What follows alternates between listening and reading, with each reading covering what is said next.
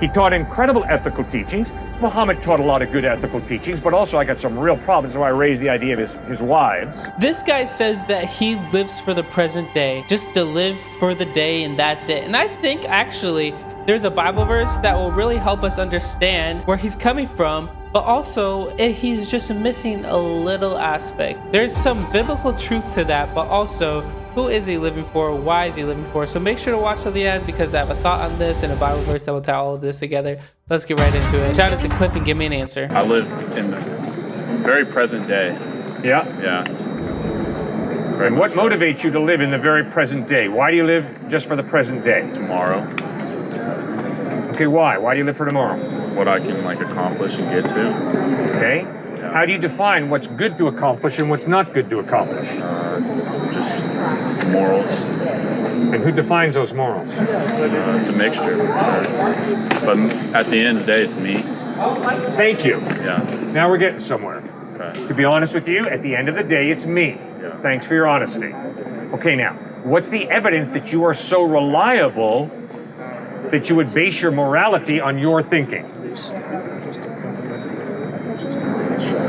What's the evidence? Yeah, what's the evidence? In light of the fact that you probably sin the same way I do, in light of the fact that you experience guilt the same way I do, Yes. why do you put so much trust in your ability to define what's right and what's wrong? Only I can determine the way I think and feel. Well, that's for sure. So I think that's the evidence I use. Sir, you're a student here, right? Yeah. So you obviously are open to the fact that you don't know everything and you're here to learn, right? Okay, so just because you think something's true doesn't mean it's true. You don't create reality in your head. If you thought that, I don't think you'd be a student here paying as much money as you are and working to get a degree. So you know that truth exists. Yeah. All right, so when it comes to morality and how you live your life, if moral truth just starts in your head and in my head, it's relative, isn't it? Totally relative. Which means if you think it's good to not date today, but tomorrow you think date is good, you're not right or wrong, because morality is created in your head, right? Kind of wrong, though. Kind of wrong. Well, I'm glad to hear you say that. Not everybody agrees with you, obviously. Tyler the creator doesn't, actually.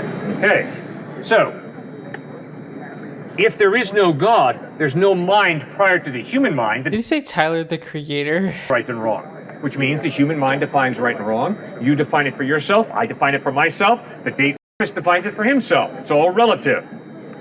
Do you agree with that? Yeah. So you're trying to prove the Bible right now? No, not at this point.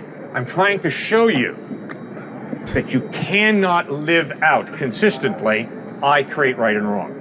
I feel like this guy's kind of confused. He's like, huh? A real atheist cannot follow a moral relativist law. When it comes down to it, they do say some things are actually really inherently evil. How do we know that? Because God put it on our hearts. Because if it's true that I create right and wrong, if today I want to respect him, that's great. But if tomorrow I want to slap him, that's equally great. Because I create right and wrong. That's moral relativism. And I don't think that you can live that out. Fair enough. I can't live it out. I've tried to at times. It's cool. Morality's relative. So I can sleep with whoever I want to sleep with. I can cheat whenever I want to cheat because it's all defined by me. All right? So moral relativism is really attractive. And I can steal from him and call it, well, it's good because I needed his backpack more than he does. Utilitarianism. Exactly. Utilitarianism. Precisely. Or moral relativism. But down deep, I know better than that. And judging by how you dress and talk, I think you know better than that. Absolutely. Good. And so what I'm doing is I don't know if this guy's just agreeing with everything he's saying or not. I don't know. appealing to the part of you that says, no, Cliff, it is never right for you to steal his backpack. It's never right for you, Cliff, to date rape. That's wrong. It's evil. Okay, then the next question is, okay, why is it evil? Who says it's evil? Well, if morality is relative, it's not evil. But if there's an objective morality that says it is wrong to date rape, there's got to be some type of mind prior to the human mind that creates and defines that value of evil, the value of good. And guess what? He loves you so much that he's put a conscience in you that convinces you Moral relativism is not right. It is absolutely, objectively wrong for me to date rape. Yeah. You'd agree, right? Yeah. Bravo. But now you got to ask yourself, why is that objective moral real? There's got to be some type of God. Meaning by that mind, prior to the human mind, who defines what's right versus what's wrong. And I think you agree with me so far, right? Yeah. Because you're a Muslim. Yeah. Okay, but then the next Oh, he's a Muslim. I did not realize that or see that. question is, okay, who is this God? And in light of the fact that I can't see him and I can't prove him and I can't direct dial him on my cell phone, who is God? That's where Jesus Christ enters the picture. He claims to be God, revealing himself. That's where Muhammad enters the picture, saying, this is who God is. And you read about it in the Quran. That comes from me, Muhammad says. Ultimately, it comes from Allah, but Muhammad's the guy who put it together. And now you got to decide, well, who is speaking the truth? Is Jesus speaking the truth, or is Muhammad speaking the truth? And that's why I asked you, why do you trust Muhammad? Because the reason that I trust Jesus Christ is, he lived a sinless life. Muhammad did not live a sinless life. He taught incredible ethical teachings. Muhammad taught a lot of good ethical teachings, but also I got some real problems, so I raised the idea of his wives. Thirdly, Jesus died forgiving his enemies. And fourthly, Jesus rose from the dead. The grave of Muhammad is full. He died and that was it. The grave of Jesus Christ is empty, which means, gosh, the dude is different. He died, he rose from the dead. You can trust him. How in the world could someone rely more on Muhammad's teachings of Jesus, even though he's 500 years after Jesus was alive? And how can you rely on Muhammad more than the Bible? And it's clearly, we know that it wasn't tampered with. It's the same that it's always been. You can go back to the original manuscripts, the Greek manuscripts, and it wasn't tampered with. It's exactly what it is. He's not going to jerk you around. He's not going to rip you off. So for people that like, for example, that are Muslim, or people that like are in like different religions, what is like your first thing or first step? Like, how do you get people to experience Jesus Christ? Like, what are the things that you feel like the Lord is using you as a vessel for to like reach out to people? And like, how do you think that you can reach out to people so that they can convert and experience Jesus Christ? Like, what are ways that you do that? Right. Because we're on a university campus, I obviously use the question-answer format. Because we're in a thinking environment where you guys are being challenged, you better study this information and learn it, because you are going to have a test and we are going to grade you. See, because that's the kind of academic environment that you're in, I'm going to adopt the same approach. Sorry, guys, we're going to think. And if anybody goes around saying, I believe, I believe, I believe, and you ask them, why do you believe what you believe? And they say, just because I believe. I think you're smart enough to realize we got a problem here, Houston. Something's going wrong here. You better not blindly believe. You will have your lunch eaten in this world. People will rip you off.